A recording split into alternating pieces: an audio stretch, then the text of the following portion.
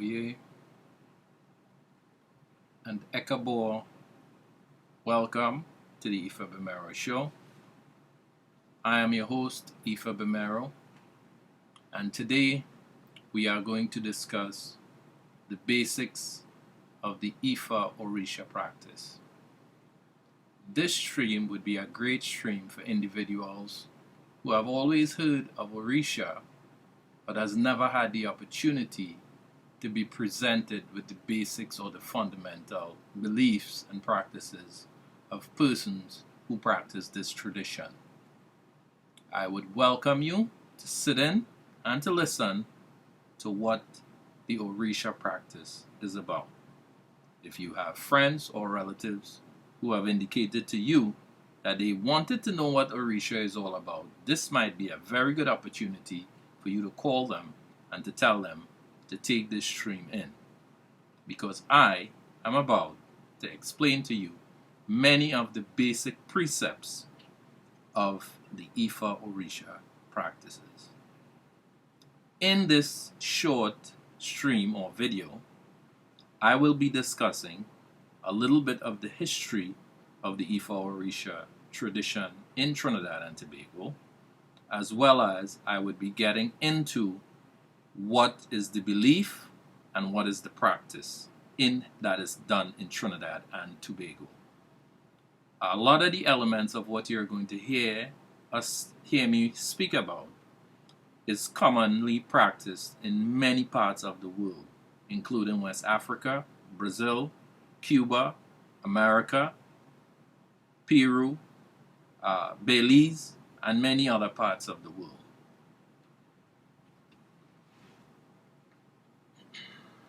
The information that I'm going to present was written and prepared by Janice Pat McLeod. Alright, her Ifa name is Logonsun Iyalode Shango Wumi Shango Dasawande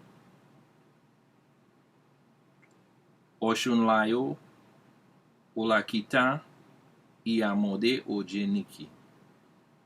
Okay, priest at Isam Shrine, Garden and Temple, Iritekbe, Valerie Griffith, Isusike, devotee and ancestral operator.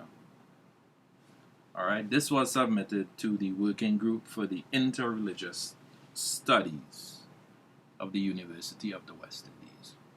Alright, I'm going to read. The Ifa Orisa tradition was established in this country in the 19th century. After emancipation, it was once popularly referred to as Shango. But a more accurate old term used by the elders that has survived is the Orisa work. Today, devotees widely refer to it as the Orisa faith. The actual Orisa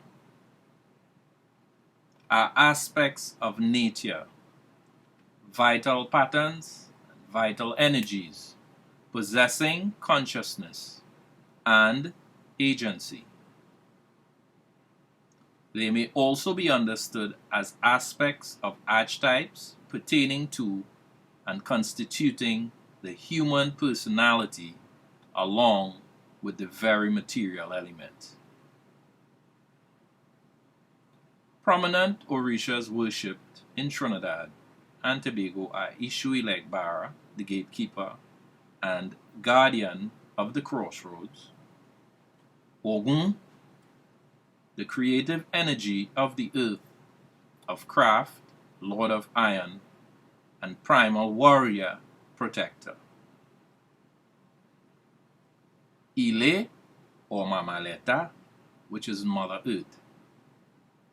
Shakpana, the healer. Osai, guardian of the bush and healing herbs. Yemonja, mistress of the ocean and motherhood. Oshun, the energy of the river, femininity and fertility. Shango, the thunderbolt, the great king, the epitome of masculinity. Oya, who represents the wind and transformation. She is the keeper of the cemetery. Orunmila, the Orisa of divination. The most prominent form of Orisa worship in Trinidad and Tobago has been to a significant extent and still is the feast, which runs for a week for 4 nights beginning Tuesday and ending Saturday morning. This involves chanting, drumming to the Orishas, possession or manifestation by the Orisa divinities, offerings and animal sacrifices. Very important in Orisa practices are various forms of divination. These may involve the use of obi seed or kola nuts, cowrie shells, in the case of Ifa divination, the opale chain or Ekin seeds, and the open divination tray. Ifa divination yields 256 permutations or formations called odus, each with their own pattern of guidance. At the present time, we may note 2 broad approaches to the tradition in Trinidad and Tobago. However, let us be clear that they are by no means separate, but they overlap and are deeply intertwined. One approach maintains the older form of worship, largely centered on the feast. It also includes a significant amount of spiritual Baptist practices. The second approach, developed in the wake of the 1970s, is that of Ifa. I am now going to get into some of the fundamentals of Ifa Orisa tradition and practice.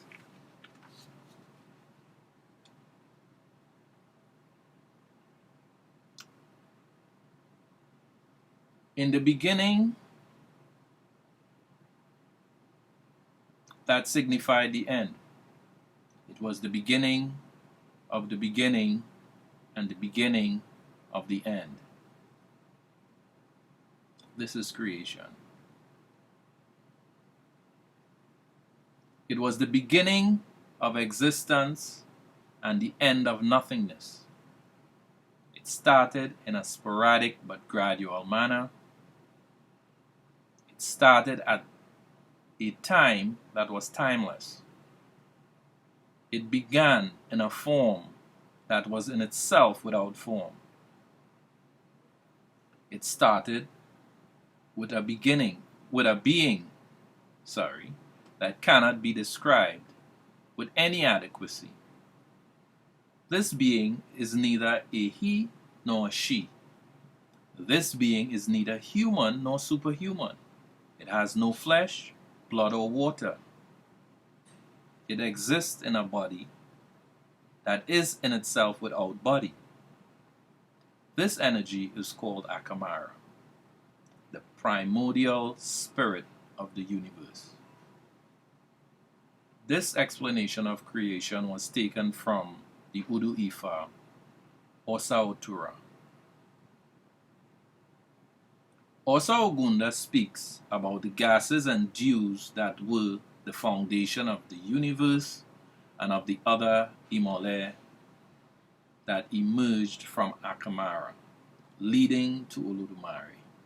Oludumare and the establishment of our solar system as we know it. The origin of Ifa.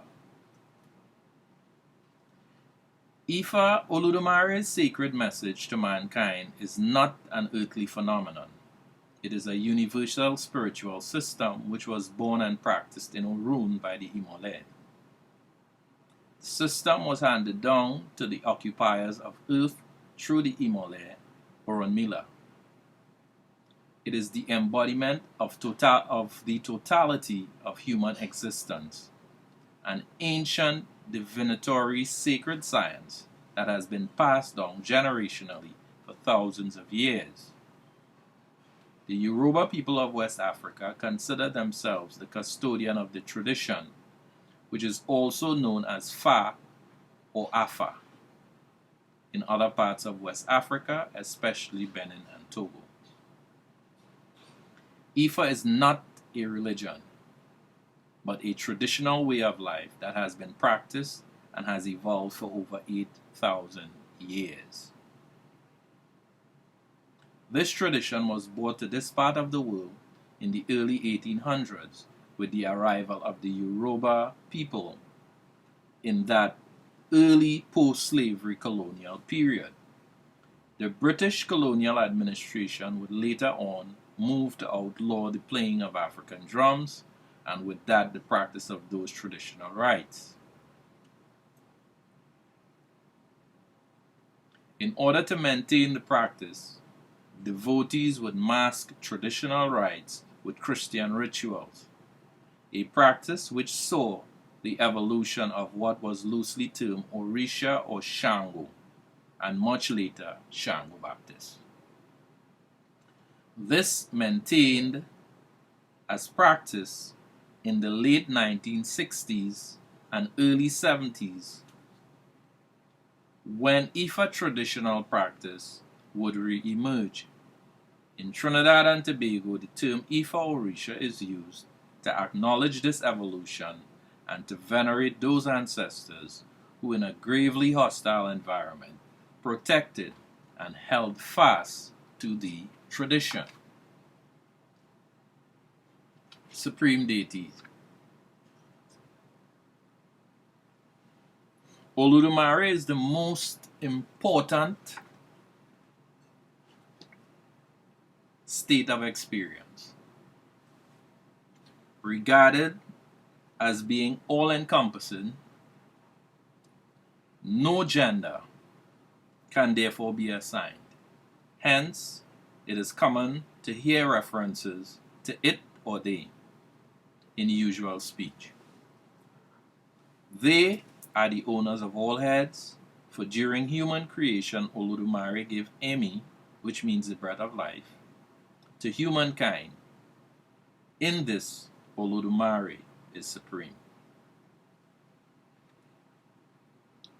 Intermediaries. Iranmole are the primordial energies. They are neither gods nor human beings, but pure energy, forces of nature. In Yoruba cosmology,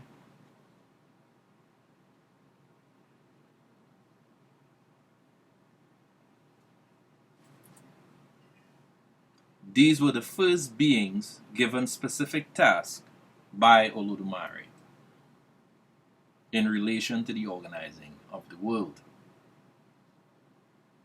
Orisha are oftentimes elevated ancestors, human beings who have completed their destinies, were elevated by their community, and now serve as role models for all of us so that we may do the same. Orisha are not gods. Excuse me. The word loosely translates to selective heads, or a head given to the absolute service of Oludumare. Ancestors are those who have gone before. Predecessors, those who have completed their life cycles on earth and have made their transitions. Family, community, society, or cultural heroes. Ori Ori is human consciousness, the direct connection to Olodumare. Ori is individual or collective. Negative forces. Ajagun are negative forces. Ifa speaks to the maintenance of universal balance so that there can be no positive without the negative. In maintaining that balance, the condition of Ori, both individual and collective, is critical because the maintenance of universal balance has its basis in choice. Office holders. Araba Agbaye is the head of all Babalawos and Ifas worldwide. Babalawo is a priest of Ifa, and there are several levels of Babalawos. Ifa is a priestess of Ifa. Babalorisha or Iyalorisha are priests or priestesses of specific Orishas.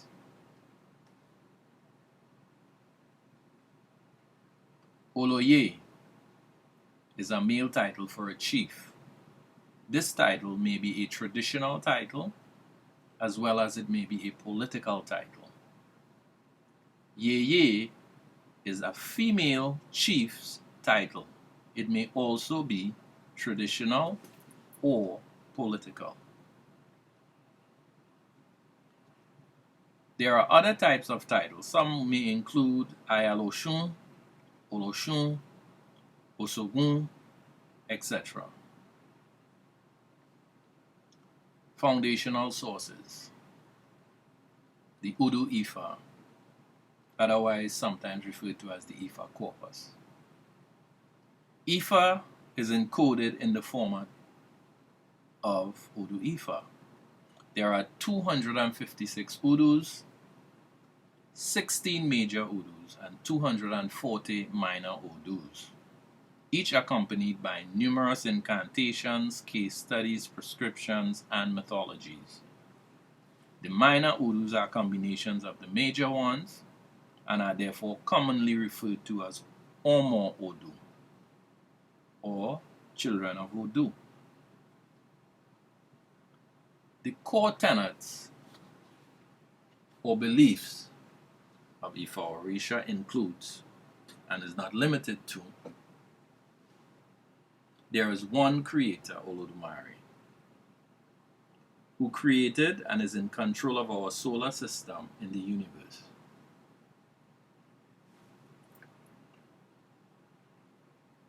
There are natural forces, Orisa, who deal with the affairs of man and the maintenance of balance in the universe. All things on the earth and universe are conscious and alive. Everything possesses its own awareness and energy. Ancestral spirits must be remembered, honored, and consulted. Human beings are reborn through respective bloodlines and lineages through reincarnation. Divination is the roadmap, the tool that unlocks the door to destiny. Offerings and blood sacrifices are used for atonement and the elevation of prayers, offerings, and sacrifices made to the Himalayas, Orishas, and ancestors. The medicinal and magical use of plants and herbs is critical to the healing of the mind, body, and spirit. Divinities and ancestors use the human body to transmit messages and perform healing and other activities through the process of manifestation.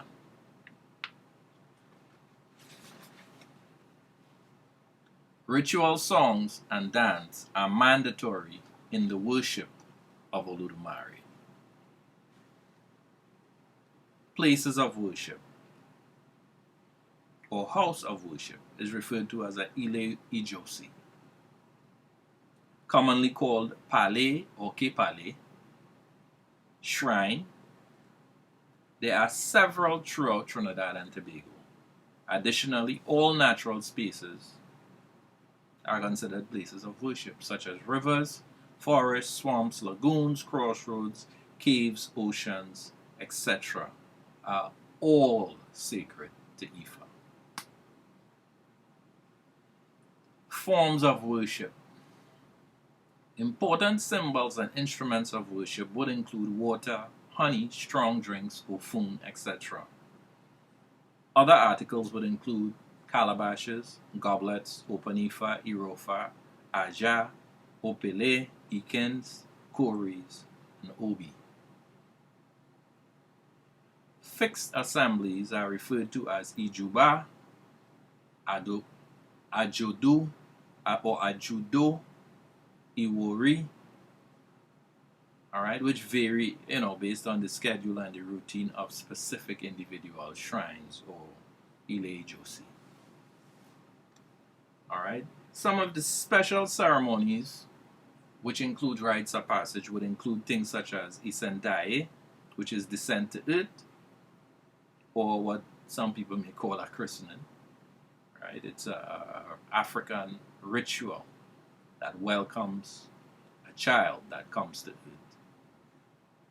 Then you have Osomoloruko, which is the giving of a name.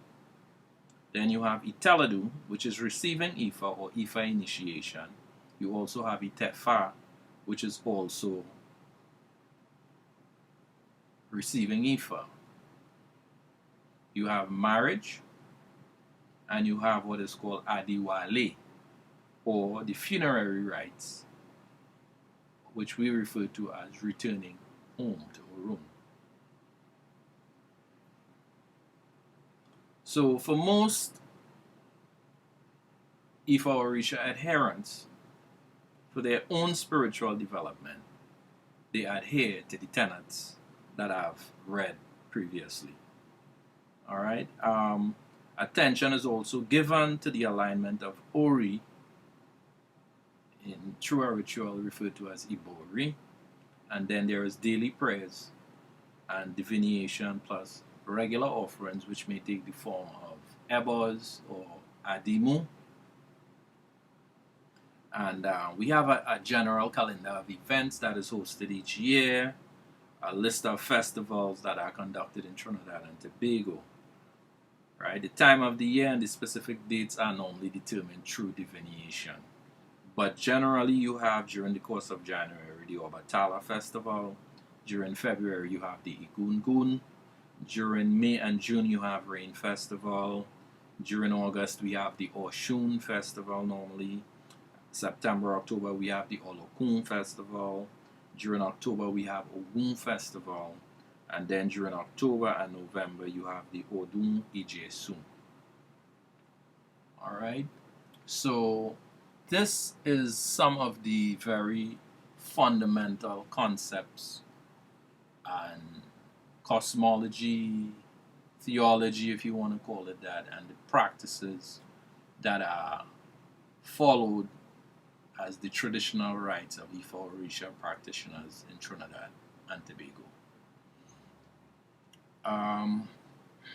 Maybe there might be one or two things that I may want to elaborate on a little bit. The term that was spoken of in the very early part would have been Orisha works. I'd want to speak on that one a little bit, because what we find is that many of the people who call themselves spiritual Baptists, who are indeed practitioners of African traditional religion, during the process that they call mourning, many a times during that time, many of the spiritual Baptist devotees are guided to walk what is called the Orisha Road, during which time, in most instances, they perform what is called Orisha works. The clear distinction today between those who practice what is called Orisa works and those who are initiated into the Ifa Orisa tradition, the distinction is between the initiation process that is done by the adherents of Ifa Orisa. These are very strict, handed down rituals that are given, that are passed on and given, and the initiations are what brings a person into the tradition. Whereas with the spiritual Baptist, the mourning, which is also a ritual, which is also a handed down tradition that is done among the local people of Trinidad and Tobago. I'm not trying to be dismissive. I do not minimize the significance of the importance or the validity of any one of the processes, but I'm just explaining this to show what is the difference between the two. During the mourning processes, they are shown things, and then they use this knowledge to come out and perform what is referred to as Orisa works. Whereas an initiated Ifa Orisa person follows precepts that are laid and taught to them in preparation for their initiations. So that is sort of like the distinction between the two. They are both valid, I would think, in my estimation, in my humble estimation. Right? Other than that, I think there are many other commonalities that you're going to find with the two groups of people. I think the reality, the history will teach that at one point before the banning of the drums and the imposition of very harsh ordinances to prevent the practice of African tradition, we all in Trinidad practice the Orisa tradition. And I think there were very strong influences of the Shango aspect of the Orisa practice because of the areas that we came from in West Africa. Before slavery, you had Mansa Kankan Musa coming from Mali, which is West Africa. So we would have had African people here, even prior to slavery, practicing African tradition. Right? And then you had post-slavery, you had people coming from Liberia, you had people coming from St. Helena, you had people coming from Nigeria, you had people coming from Benin or Wida, you had people coming from various parts of West Africa, many of them being Yoruba speakers. So you would have had a strong connection to the Orisa tradition with a lot of the immigrants coming into Trinidad. Some as free people and a number of them also as slaves. But I believe one of the tying factor that allowed most of these West African people and some Central African people to join together would have been the commonality of the Orisa practice. And in particular, the practice of Shango worship.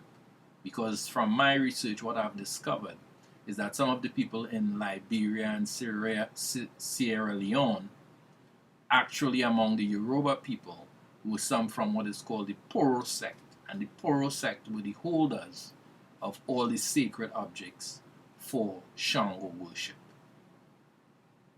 So even those Yoruba speakers who came from Liberia, Sierra Leone, St. Helena, the Kuru people, most of them were in fact Orisa people, but most of them were worshippers of Shango.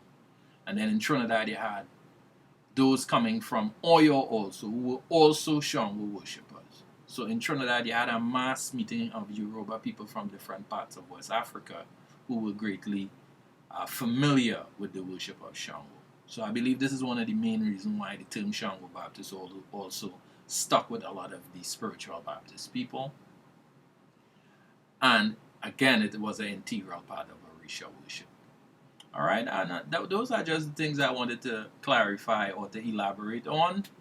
And that more or less would bring this stream to an end. So thank you for viewing. Again, for those of you who for the very first time are being introduced to the precepts of this tradition. There are, in fact, many groups on social media that you can join. I would speak now about one of the groups that I am the administrator for. This group is called the Ifa Orisa Tradition Discussion Group of Trinidad and Tobago, where we provide a lot of basic fundamental information on the Ifa Orisa tradition. There are at least 7 or 8 platforms on Facebook besides this group that is called the Ifa Orisa Tradition Discussion Group of TNT that you can join to get further information. If you are also trying to find a local shrine near you, again, join the group where you can be directed to a shrine that can teach you the basics and even initiate you if you are interested in going that far. Of course, the necessary training would be provided before you are initiated. Okay? With that, I would like to say Odabo, goodbye, and thank you for viewing the Ifagbemiro Show. Like my videos and subscribe, and we would see you again. Odabo.